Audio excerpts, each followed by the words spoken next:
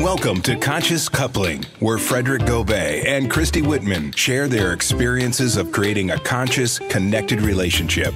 Every week, they give practical tools, steps, and processes to help you find the loving connection with your partner.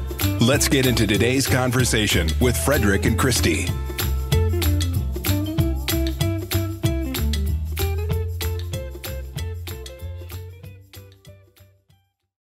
Hey there, it's Christy Whitman and Frederic Gobeil with Conscious Connected Coupling. Thank you so much for being here, watching, listening, wherever you're consuming us.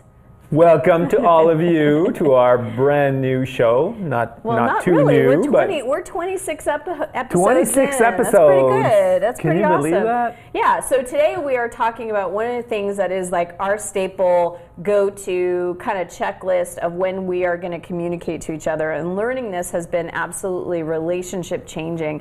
And I'll say it's not only just in our relationship, but it's with our kids. I do, especially with our kids. I do it, with people that I work with in my business, with clients. And so this is something that when you think about the way to actually communicate, there are 3 important and very effective steps in communicating. So when you have something to communicate, number 1, you want to make sure that whatever emotion has come up, say if you're angry, if you're frustrated, if you're sad, if you're disappointed, whatever the emotion is, you want to make sure that you first process that emotion, because if you're feeling very energetically, emotionally angry, right, the emotions are going to speak louder than the words. So you want to make sure that you're processing your own anger or frustration, whatever the emotion is. And all you have to do, I have courses and courses and courses on how to do this, but you want to be able to go into your own belly, your own emotional body, and feel and pulsate and just give yourself time. For guys, or if you're more of a physical person, you may want to go work out, or we like to say go take some eggs.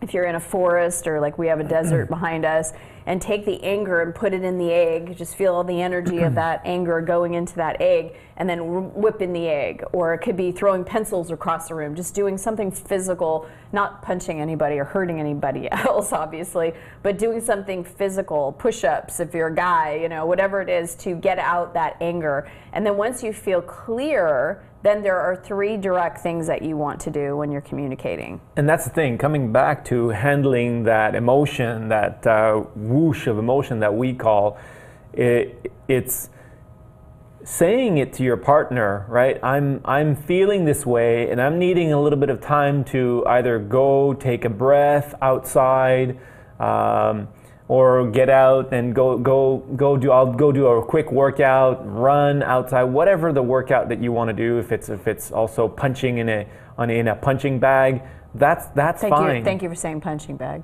Punching bag, yeah. But no, that actually, sometimes we feel like, okay, I've got that emotion, that anger emotion, which I've got to show my partner how I'm feeling, and then we end up punching a wall and making a hole in the wall, and that's slamming a door. Slamming a door, because we want to show that we are feeling that rage of emotion coming up, and that's not any better. So it's like be able to assess and process that emotion that comes up. That's fine. It's okay, and take care of yourself. So go for a walk. Be by yourself if you need to be by yourself. Call someone, whoever it is, call a buddy, and then go to the gym. You need to work out. Do whatever makes you feel that, you can release that emotion. And tell your partner instead of storming out too, because you don't want to add fuel to the fire. Just tell your partner, listen, I need a little bit of space to do this. So I'll be out for 15 minutes. I'll be back for half an hour. And that's it. You did that the other night. He was frustrated with the kids, and he's like, right. I need some time. And I go, and I said, are you leaving, excuse me, are you leaving for a while, or are you going to take the dog for a walk? And he goes, no, I need to get out. And so I'm, okay, oh yeah, great. I was ready to strangle my kids. So well, I'm glad you took a break. I felt my whoosh of energy, and I decided, okay, I need some time off so that I can go breathe and be by myself, and just kind of come back to Frederic. be an adult about it instead of making a rational decision and taking it out, on something in the house, the dog, the kids. He never does that, by the way, but I'm glad that you took time for yourself to come back to center, because after he did, he was in his heart again. He was Frederic. It was like, there's that, love bug, that love machine. A love bug. The love bug. There's the heart that I love so much, because he wasn't in his heart. He was in his emotions. The adorable love bug. Yes, let me pet you.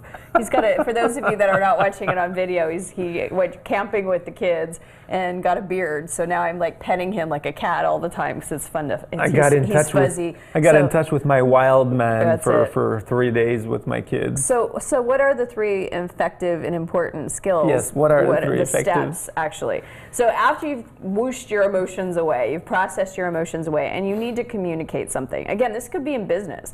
You want to have 3 things. First of all, you want to be direct. You want to be specific, and you want to be kind. So let's look at all of those things. So direct is saying something like, when we're late, I feel this. Or when the toilet seat is left up, I feel this. Or when you're yelling and screaming at the kids, or when there's a lot of loud noise in the house because you're upset, I feel this. You just did this in the car. There was in the car this morning, when you're driving and there's a little bit of rage that comes up, I don't feel. That's not rage. I feel stressed. That was not rage. Car. A little bit. You should know me years ago. A little bit of rage. Sometimes I talk to the cars. Yeah, that's it. So as if they can hear you. So hey, it worked. I said either go forward or push back, and the person did. So they hear me. Even though you think they can't hear me, hey, if I can move tornadoes or hurricanes. Let's see how effective driving skills that gives you. Let's talk to other cars while you're driving. Anyway, so he said that this morning. He goes, when that happens, which we knew what that was, he says, I feel stressed.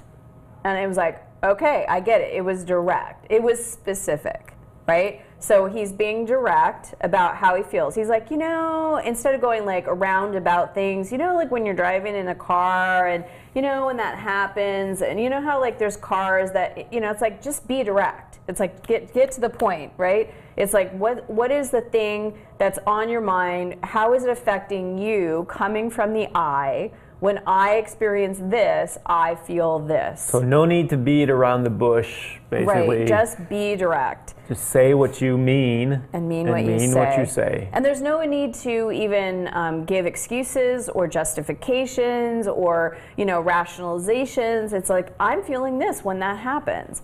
You don't have to kind of create a big federal case about it. It's like, I feel this when that happens.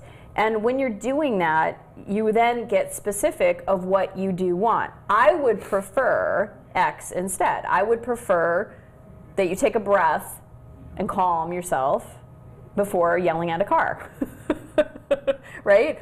Or I prefer that, I get some help with the laundry. Or I prefer that in the morning, it's a little bit quieter and we're not yelling, right?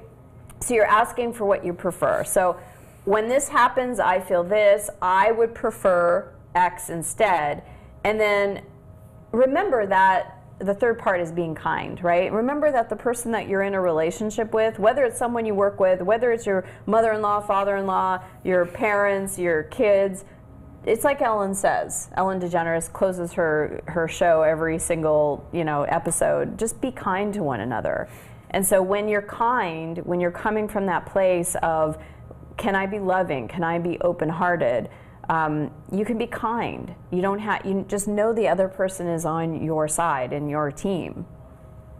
Right. So also means that there's no sarcasm, right? Inside, sometimes we tend to have a little bit of sarcastic remark, and it's just a little point that we want to get out, and that also it's like a clue. Sting. And if we give clue, doesn't mean that our partner gets it. Right. So let's be specific, let's be clear, and let's be kind, so that it can be exactly, you know, the type of conversation, and it might lead to a beautiful conversation together that you both need to have in your couple. So watch your tone with each other. I mean, watch how you're speaking, because words have so much power. And what you say and how you say something will affect. It's like you have to first pay attention to your own energy, because if you're feeling, again, that we started this conversation with, if you're feeling that emotion of hurt, disappointment, frustration, and you don't clear that emotion, it's going to come out in your communication. That's why that's always the first step, so that you can return back to that love that you have inside of you, to the respect, to the feelings that you really do want to be with this person, to the fact that you have positive aspects about your relationship. And coming from that place, then you can find the kindness. Come back to your heart, then talk to your partner, be direct, be specific, and be kind. And when you keep those three things in mind, coupled with the processing your emotions first, you'll find that the communication that you have with your partner is so much more effective, because your partner will be able to receive you in a way that he or she has in the past, because they're not listening or just watching this overreaction of emotions. They're hearing you, and they're able to hear you. Right. And so that'll lead also to a better communication with yourself. Right? Yeah. We all have our self-talk, and if we decide to be that way with others, then it'll work the same way with ourselves. Being kind, being specific, being clear with ourselves. So our self-talk will actually be enhanced in that way. Absolutely. So we are so grateful for you to be here listening with us or watching us in whatever mode that you're watching these podcasts, listening, and we hope that it's making a difference in your life. If you want continued support, we actually do couples retreats, we do couples coaching, and we have some different products of meditations and a 30-day video series of both of us teaching how to get out of drama and into love. It's called From Drama to Love. And so you can go to connectedcoupling.com or christywhitman.com to learn more about it. And next episode, next week, we are actually talking about how to dissolve the obstacles to love. There's a lot of times people have walls in their hearts, and they have things that are blocking the love that is our natural way of interacting with one another. And so that episode is coming up next week, and we look forward to sharing that with you. So have an amazing week. Thank you so much for being part of our show and part of us. See you all next week. Thanks for listening to Conscious Coupling with Frederic Gobeil and Christy Whitman. If you like our show and want to know more, check out ChristyWhitman.com. And please leave us a review on iTunes. Learn how to turn your partner into your soulmate. Join us again next week for another powerful episode.